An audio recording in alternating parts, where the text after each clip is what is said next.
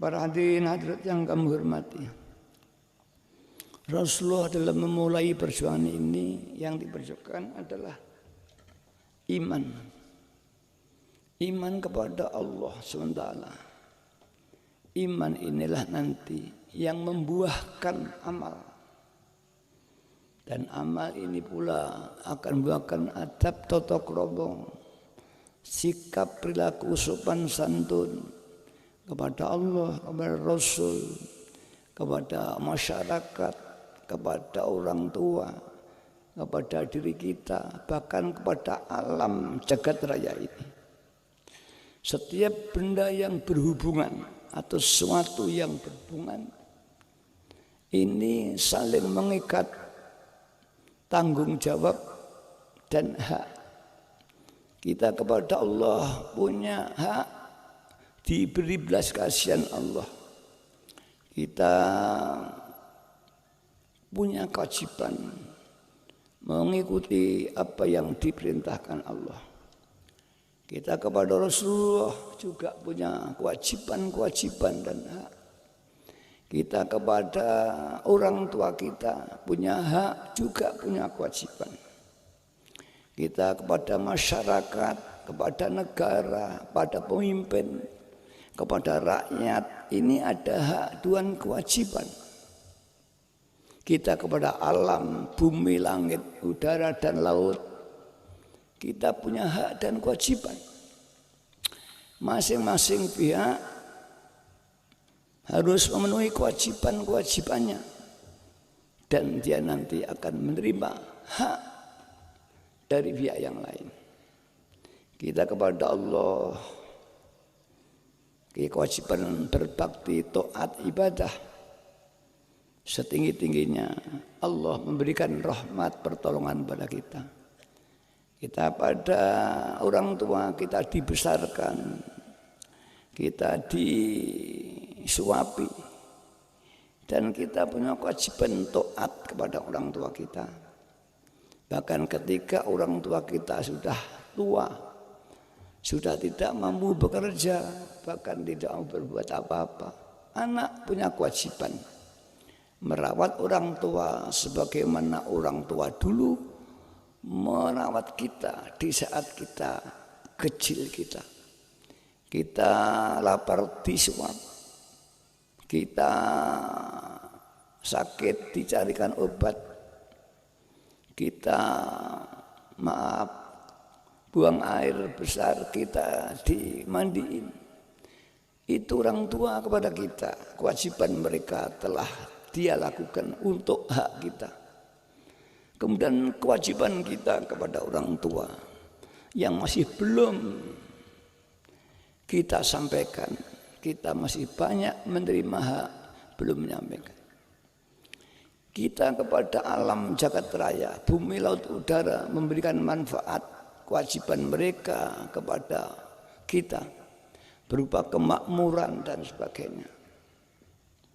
Tapi kita belum berbuat banyak kepada alam semesta. Bahkan kita cenderung merusak hingga alam murka memberikan musibah kepada kita, supaya kita sadar dan kembali sesuai dengan Al-Quran. Dzarul fasadu fil barri wal bahri, telah muncul kerusakan di lautan, di bumi, di udara, yang itu semua akibat perbuatan manusia, maksiat manusia, akibat tidak tanggung jawab manusia. Bumi dihancurkan, laut ya dirusak, hingga muncul kerusakan. Dan musibah ini mengenai manusia yang berbuat itu sendiri. Bahkan saudara kita yang tidak ikut berbuat, ikut kena siksa. Itulah kita, manusia yang tidak punya tanggung jawab. Kita kepada negara kita sama. Negaramu punya kewajiban pada kita, memberikan perlindungan, pengayoman. Tapi kita juga punya kewajiban untuk taat, membantu pemerintah di dalam membangun kemakmuran di segala bidang. Itu semua tidak akan kita bisa lakukan kalau tidak didasari dengan iman yang tepat. Kalau seorang berbuat baik, ibadah kepada Allah, menolong sesama, merawat alam semesta, merawat diri kita, merawat harta kita. Kalau tidak disadari dengan iman, pasti disadari nafsu dan tidak punya nilai ibadah. Kita ibadah kepada Allah, melakukan kewajiban kita. Kalau imannya kurang atau nakis, ibadah kita bukan karena perintah Allah, tapi karena ingin diberi oleh Allah. Jadi bukan ibadah lagi. Seperti orang bekerja, masuk kantor ke sawah, bukan perintah Allah, karena ingin dia mendapat uang, sawahnya berhasil. Begitu kita ibadah, semata-mata tidak karena Allah, kadang ingin diberi surga, ingin diselamatkan api neraka, ingin diberi rezeki yang luas, ingin diberi sembuh dari sakit, bukan karena perintah Allah SWT. Maka banyak atau kita sering menipu Allah SWT. Kita berkata, inna sholati wa nusuki wa mahyaya wa mati lillahi ta'ala. Dalam di sholat, hidupku, sholatku sekarang, matiku untuk Allah.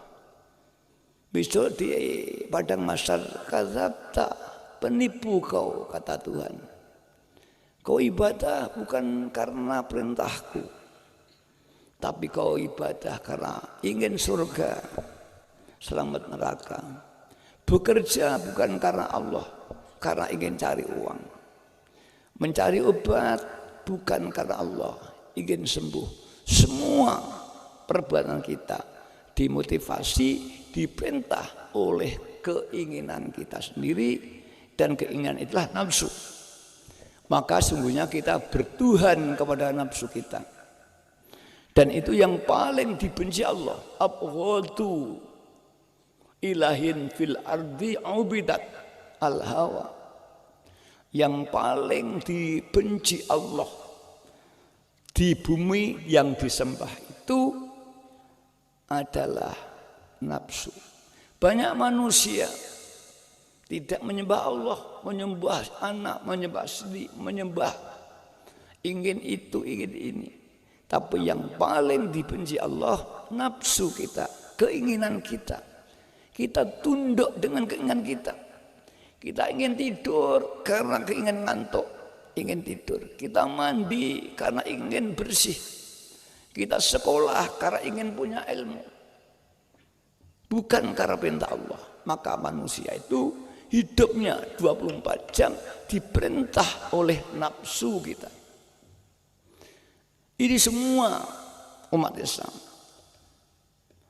baik itu orang bodoh, orang pandai, orang alim, kalau perlu ulama yang besar sekalipun, inilah yang diperjuangkan oleh perjuangan Waidiyah yang dipimpin Mbah Yai Qaddasallahu sirrah. Dulu sulit ilmu ini, sangat dirahasiakan, dan memang sangat langka. Orang yang oleh Allah diberi kemampuan membimbing, menuntun hati seseorang hingga sowan di hadrohnya Allah. Menuju Allah tidak bisa dengan ilmu. Seperti kita mencari uang bukan bisa dengan ilmu. Uang kita dapatkan kalau kita mau bekerja. Cara bekerjanya kita dengan ilmu. Tapi kaya dan miskin itu hidayahnya Allah SWT. Kita menuju Allah, kita ibadah dengan ilmu. Kaifiyatus sholah, kaifatul ibadah. Tapi kita menjadi hamba Allah atau hambanya nafsu.